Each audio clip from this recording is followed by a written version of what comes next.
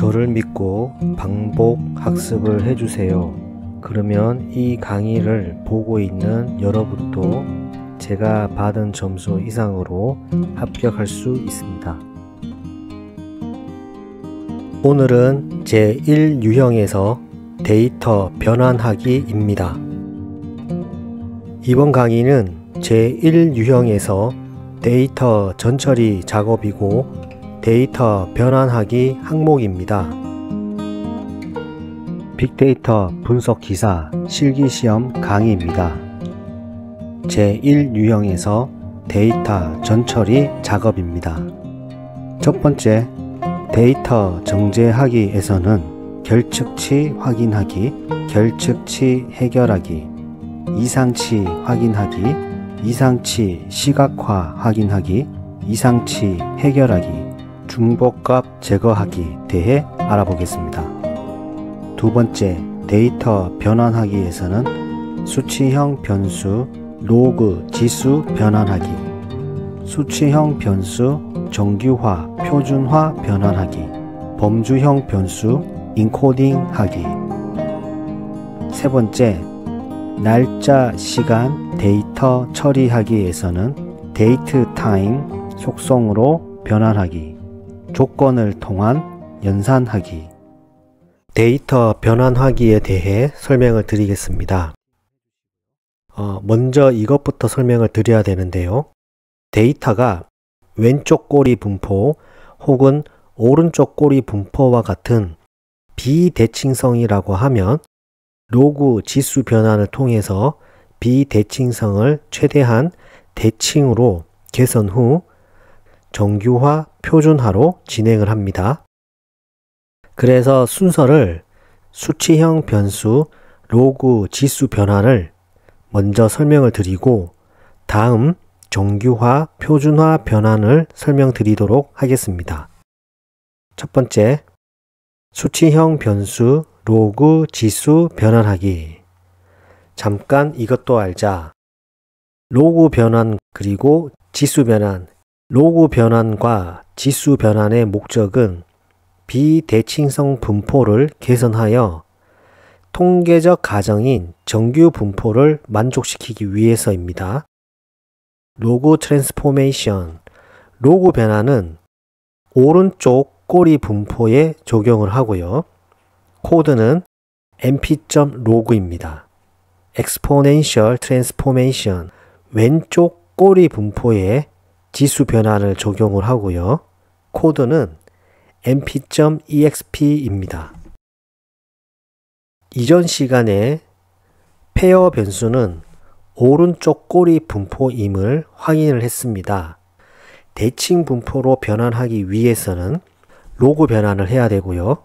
그리고 주의해야 되는 것은 로그 변환은 0보다 큰 값만 변환을 합니다. 왜냐하면 로그 함수는 0이나 음수 값에 대해서는 정의되지가 않기 때문입니다. 자, 먼저 페어 변수 값에 로그 변환을 하기 위해서는 0보다 큰 값에만 적용을 해야 되겠죠. 그래서 함수를 정의를 하는데요. 함수를 어떻게 정의하냐고 하면 x가 0보다 크면 로그로 변환을 하고 그렇지 않다면 0으로 반환하는 함수 정의입니다. df 로그 트랜스폼 x. 그래서 if x가 0 초과라고 하면 로그 변환을 해야 되죠. return np.logx. 만약에 지수 변환을 해야 된다고 하면 np.expx가 되겠죠. 만약 그렇지 않다면 ls return 0 이와 같이 코드를 작성을 해주고요. 로그로 변환된 이 값을 변수를 새롭게 만들어 보겠습니다. df fair log df fair.apply log 우리가 함수를 정의를 했죠. log transform 이와 같이 코드를 작성을 해주면 페어 변수에 해당 값이 우리가 함수 정의를 한 것처럼 0보다 크다면 로그로 계산을 하고 그렇지 않다면 모두 0으로 반환을 하고 .apply 해당 값들을 데이터 프레임에 있는 페어 로그 변수에 저장을 하는 코드입니다. IQR 기준 이상치가 116개가 있었습니다. 자, 로그 변환 후에 이상치는 어떻게 변했는지 한번 확인을 해 보겠습니다. Q1 로그, Q3 로그, IQR 로그를 구하고요. 상한치인 upper 로그, 하한치인 lower 로그를 구합니다. 그리고 각각의 컨디션 1 로그, 컨디션 2 로그, 즉 상한치 초과한 이상치, 하한치보다 작은 이상치를 조건을 하고 해당 조건의 len 함수를 사용해서 이상치를 확인을 해보면 상한 쪽의 이상치는 3개가 나오고 하한 쪽의 이상치는 0이네요. 우리가 이전 강의에서도 설명을 드렸다시피 이상치가 있을 때 이상치를 대체하기 위해서 상한 쪽의 이상치는 상한치로 대체를 하고 하한 쪽의 이상치는 하한 값으로 대체를 했죠. 그리고 가장 좋은 방법은 이런 로그 변환, 지수 변환을 통해서 이상치를 변환을 하는 것이 가장 좋은 방법입니다. 그러면 히스토그램으로 시각화를 한번 해보겠습니다. 이와 같이 페어 변수에 대해서 히스토그램을 만들고 페어 로그 변수에 대해 히스토그램으로 시각화를 해보면 아래에서 보는 것과 같이 오른쪽 꼬리 분포가 거의 대칭 분포로 변환됐음을 알 수가 있습니다. 자, 두 번째, 수치형 변수 정규화, 표준화, 변환하기. 여러 칼럼이 데이터의 스케일이 다른 겁니다. 예를 들어서 페어 변수는 단위가 달러이죠. 에이지 변수는 나이입니다. 이와 같이 페어 변수와 에이지 변수 각각의 단위의 차이로 의해서 인공신경망이라든지 자동적으로 에이지 변수보다는 페어 변수가 단위가 더 크기 때문에 머신러닝에서 페어 변수가 에이지 변수보다 더 중요하다고 인식을 할 수 있거든요. 그래서 이와 같이 단위가 다를 때 우리는 정규화 혹은 표준화를 진행을 합니다. 잠깐 이것도 알자. 정규화와 표준화의 목적은 데이터의 서로 다른 스케일을 통일화하는 것이 목적입니다. 이런 정규화, 표준화를 통해서 스케일이 다른 그 데이터를 동일한 기준으로 비교를 할 수가 있고요. 특히 신경망 모델의 모델 학습 속도 및 안전성을 개선하는 데 도움이 됩니다. 자, 구체적으로 정규화는 어떤 데이터를 정규화를 진행하게 되면 그 정규화된 값들은 민이 0이고 맥스가 1인 0과 1 사이의 범위를 갖는 값으로 변경이 되고요. 정규화의 공식은 해당 값 x min 그 값을 나누기 맥스 빼기 민의 값으로 나눈 값이 바로 정규화입니다. 정규화를 하기 위해서는 scipy.statis.minmaxscale 그리고 scikit.preprocessing.minmaxscaler.ptransform 이와 같은 코드가 있습니다. 표준화는 해당 변수를 표준화를 하게 되면 평균이 0이고 표준 편차가 1인 분포를 갖는 값으로 변환이 됩니다. 공식은 해당 값을 그 데이터의 평균으로 빼고요. 그 값을 나누기 표준 편차를 하면 됩니다. 표준화를 할 수 있는 코드는 정규화와 동일하게 scipy.statis.zscore 이고요.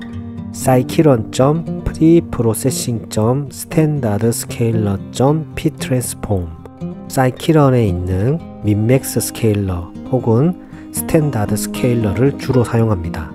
그래서 아래의 코드는 전부 다 사이키런에 있는 민맥스 스케일러 혹은 스탠다드 스케일러를 사용했습니다. 그럼 먼저 에이지 변수를 정규화를 해보겠습니다. 라이브러리를 먼저 불러오고요. from scikit-preprocessing import minmax 스케일러, 여기에서 우리가 주의를 해야 되는 게 민맥스 스케일러의 대문자를 주의를 해야 됩니다.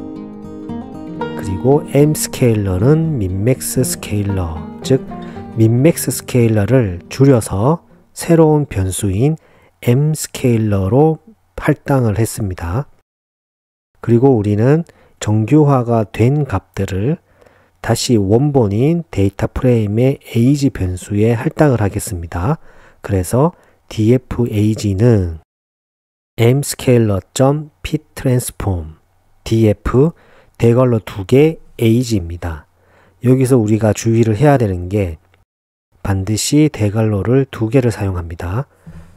dfage.describe.round2 이와 같이 출력을 해보면 min이 0이고 max가 1인 분포로 바뀌었음을 우리가 알 수가 있습니다. 그리고 또 주의를 해야 되는 게 데이터 프레임 안에 여러 가지 수치형 변수가 있겠죠. 해당 변수는 스케일이 다릅니다. 그 수치형 변수 모두를 동일하게 정규화 혹은 표준화로 진행을 해야 됩니다.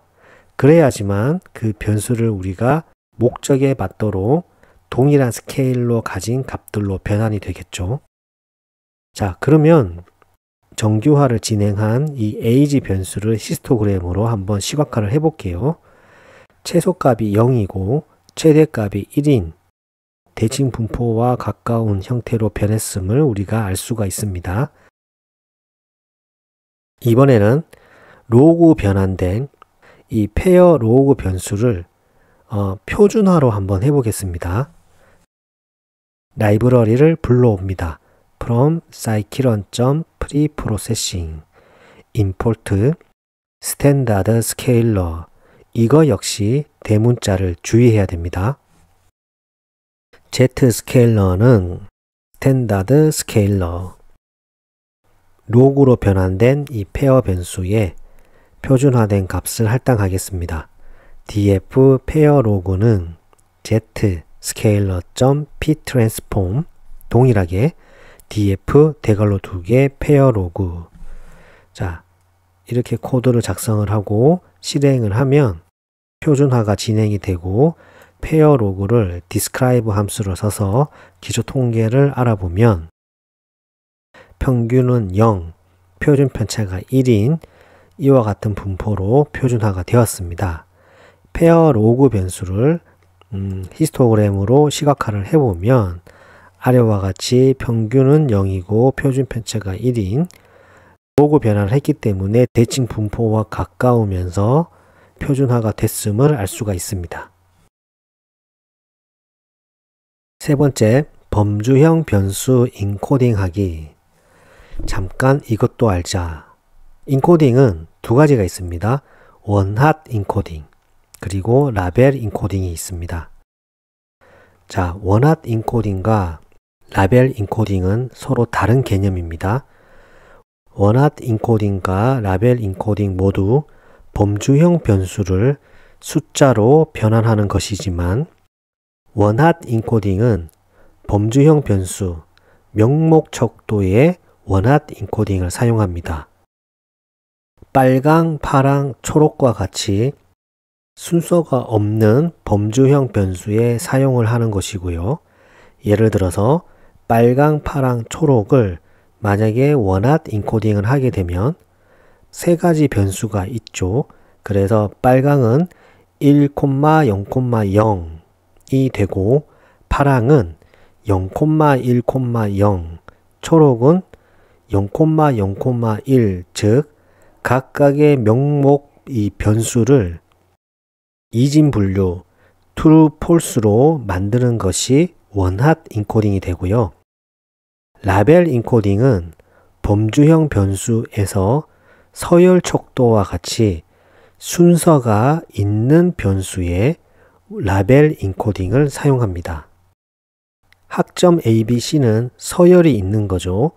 점 ABC를 만약에 라벨 인코딩을 하게 되면 A 학점은 0, B 학점은 1, C 학점은 2로 서열이 있는 0, 1, 2와 같은 숫자로 변환을 하는 것이 라벨 인코딩이 됩니다.